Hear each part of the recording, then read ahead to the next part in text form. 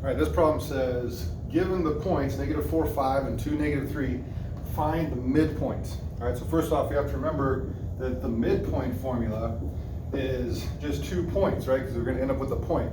And the first side is going to be our x's. We want to take x2 plus x1, so the 2 different types of x's, and divide that by 2. That's going to find the average, which is in the middle, right? Midpoint.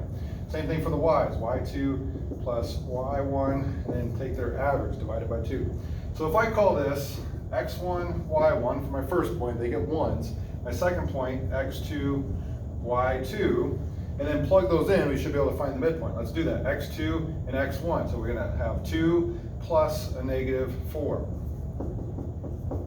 And that's divided by 2.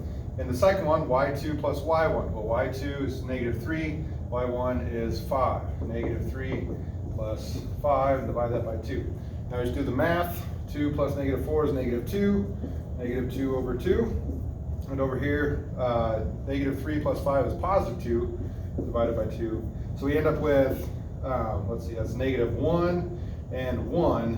So the point -1, 1 would be the midpoint, or it would be in the middle of the 2 points, -4, 5, and 2, -3.